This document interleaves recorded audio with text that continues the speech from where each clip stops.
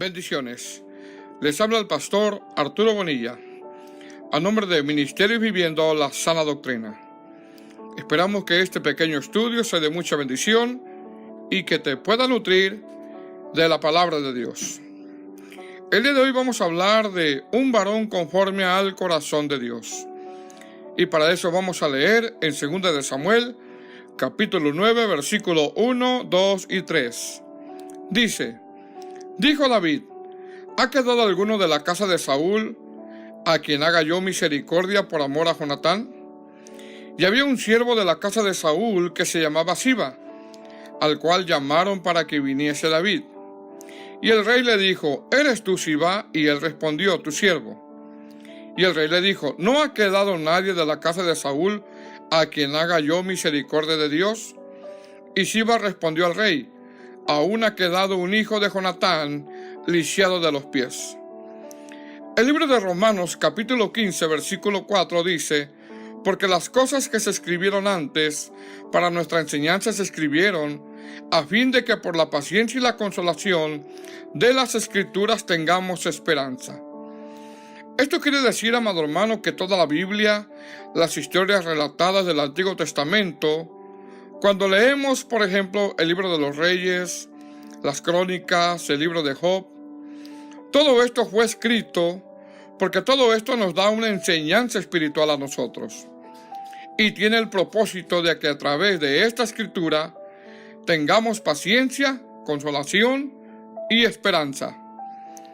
Esto quiere decir que en la vida cristiana, como hay adversidades, hay pruebas que se tornan difíciles en nuestras vidas, al ir nosotros a las Escrituras, en ellas encontramos relatos para que a través de las Escrituras nosotros encontremos en esa difícil adversidad paciencia, consolación y esperanza.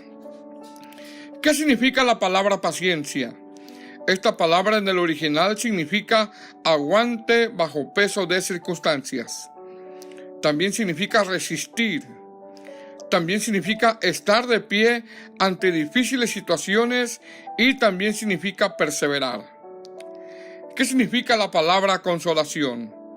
Esta palabra consolación en el original significa confortar, significa alivio. Y de ahí viene también la palabra abogado, ya que nuestro Señor Jesucristo es nuestro abogado. Entonces, el libro de Romanos dice que las cosas que se escribieron, como se escribieron para nuestra enseñanza, esta historia entre el rey David y Mefiboset nos enseña algo a nosotros a fin de que si estamos en una prueba difícil, tengamos paciencia, consolación y esperanza. Esto quiere decir, amado hermano, que Dios permitió que esta historia estuviera plasmada, estuviera registrada en las Escrituras, porque algo provechoso, algo beneficioso, algo útil obtendremos para nuestra vida espiritual. En esta historia, sin duda, Dios nos dará esperanza y consolación. El día de hoy solo enfocaremos el corazón de David, un hombre conforme al corazón de Dios. Mira lo que dice el texto, 2 de Samuel, capítulo 9, verso 1. Dijo David: ¿Ha quedado alguno de la casa de Saúl a quien haga yo misericordia por amor a Jonatán? Lo primero que vemos en este relato es que el rey David hace una pregunta. Y cuando David hace esta pregunta, David ya era rey. La pregunta es por si hay alguien de la descendencia de Saúl a quien haga misericordia. Ahora, cuando el rey David hace esta pregunta, ya habían pasado varios años de su ascensión al trono. Es decir, que cuando David lo hace en rey, no rápidamente él busca a los descendientes de Saúl, sino que ya habían pasado algunos años. ¿Por qué te digo esto? Porque cuando Mefiboset es llevado por su nodriza y salen huyendo, a la nodriza se le cae Mefiboset quedando cojo. Y Mefiboset solo tenía 5 años de edad. La nodriza sale huyendo con el niño, ya que se entera que el padre de Mefiboset, Jonatán, y Saúl habían muerto en la guerra.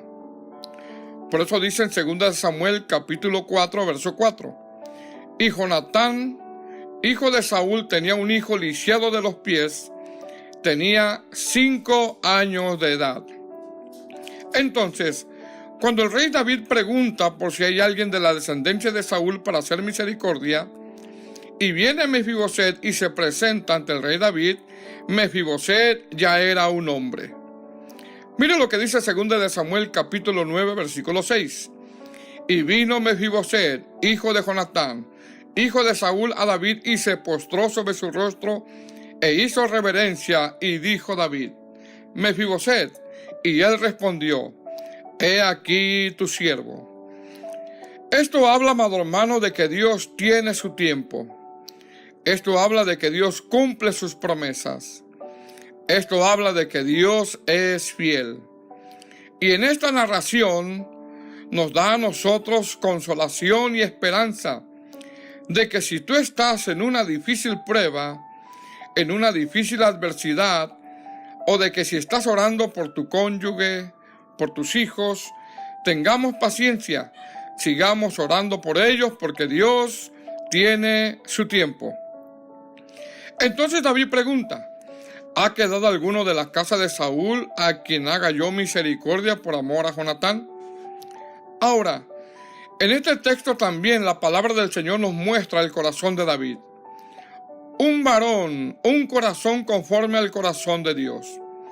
Porque a pesar de que David fue perseguido por Saúl, a pesar de que David pasó muchos malos momentos por el celo de Saúl, David había guardado su corazón.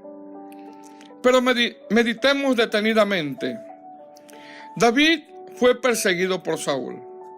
David fue traicionado por Saúl. David por muchos años estuvo huyendo de la mano de Saúl y David nunca le había hecho nada a Saúl. Más sin embargo, con esta pregunta que hace el rey David, vemos claramente que David había guardado su corazón y ahora mostraba un corazón perdonador, un corazón misericordioso. Una pregunta, amado hermano. ¿Usted cree que David en algún momento de su vida no sentía resentimiento? Quizás sí, porque él era un ser humano como nosotros, con muchos errores y muchos defectos. Por eso, en una oración que él hace en el Salmo 19:12, él decía: ¿quién podrá entender sus propios errores? Líbrame de los que me son ocultos. Otra versión dice: ¿cómo puedo conocer todos los pecados escondidos de mi corazón? Líbrame de estas faltas ocultas. También en el Salmo 139, versículos 23 y 24 dice: examíname, oh Dios, y conoce mi corazón. Pruébame y conoce mis pensamientos y ve si hay en mi camino perversidad y guíame en el camino eterno. Esto quiere decir, amado hermano, que en sus oraciones, de una manera, él sabía que había algo en su corazón. Porque en otros salmos también él pide venganza y ahí muestra su dolor. Pedir venganza es una oración equivocada. Pedir venganza es una oración que no es agradable delante del Señor. Nosotros como cristianos no podemos pedir venganza sobre aquellos que nos han lastimado, nos han hecho daño, sino que tenemos que tener un corazón perdonador. Más sin embargo, aquí en 2 de Samuel capítulo 9 versículo 1, nosotros vemos que David tiene un corazón limpio, tiene un corazón purificado, tiene un corazón perdonador, tiene un corazón lleno de misericordia. A pesar de que fue rechazado, odiado, perseguido, despreciado, había guardado su corazón. Tenía un corazón perdonador y la oración, los salmos muestran su deseo de que aún lo escondido de su corazón saliera a la luz. Una pregunta, amado hermano. ¿Qué hay en tu corazón? ¿Hay daño? ¿Y por ese daño hay rencor? En Hebreos capítulo 12, versículo 15 dice: mirad bien, es decir, examínate a ti mismo en qué condición espiritual está tu corazón. Mira bien, no sea que alguno deje de alcanzar la gracia de Dios, que brotando alguna raíz de amargura os estorbe y por ello muchos sean contaminados. Mira, amado hermano, que el rencor es algo que estorba en el corazón.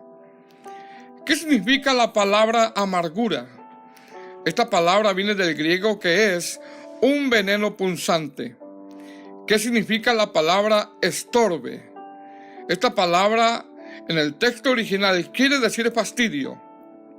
Entonces, cuando el autor de Hebreos dice, alguna raíz de amargura os estorbe, el autor de Hebreos está diciendo que miremos bien, que examinemos nuestra vida espiritual, que examinemos nuestro corazón si hay un rencor, ya que un rencor es como un veneno punzante, y ese rencor, ese veneno punzante estará fastidiando y estará afectando nuestra vida espiritual.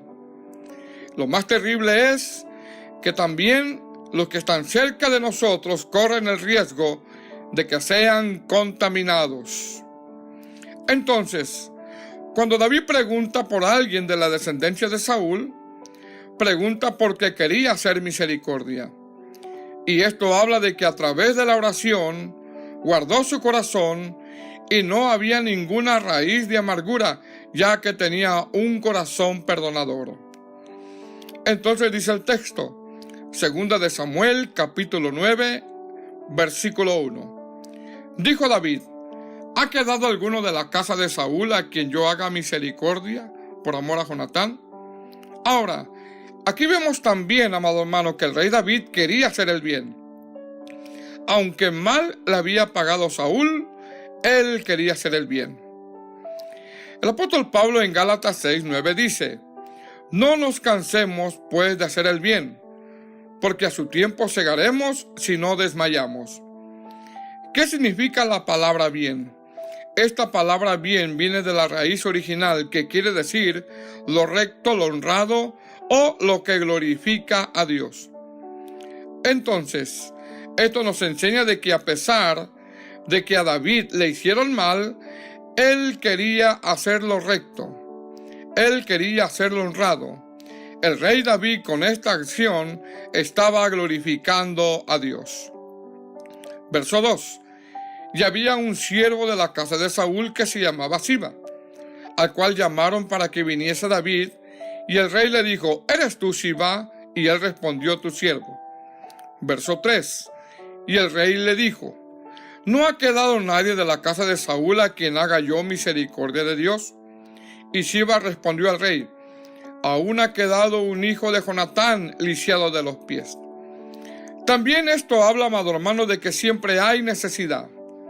Siempre habrá una oportunidad de hacer el bien. Y como hijos de Dios, cuando nosotros hacemos el bien, Dios es glorificado. ¿Por qué el rey David quería dar misericordia?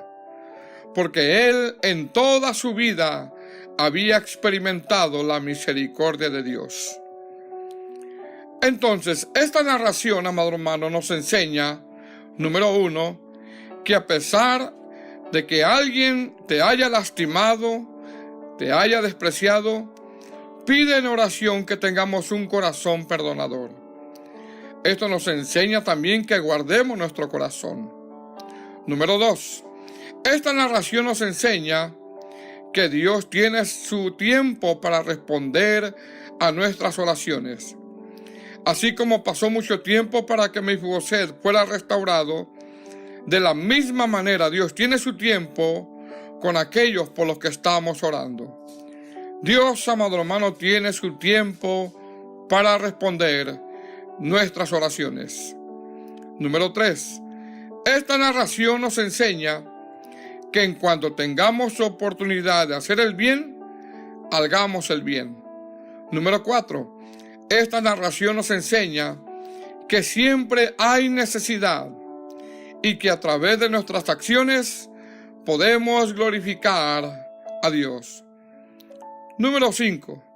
Esta narración nos enseña que demos misericordia así como hemos recibido misericordia. Indudablemente, amado hermano, Dios tiene su tiempo para responder nuestras oraciones. Dios quiere, amado hermano, que tengamos un corazón perdonador. Esta narración nos enseña a nosotros que podemos tener esperanza y consolación en cualquier adversidad. Esperamos que este pequeño estudio haya sido de mucha bendición y nos vemos en la próxima edición. A nombre de Ministerios Viviendo la Sana Doctrina y su consiervo el pastor Arturo Bonilla. Bendiciones.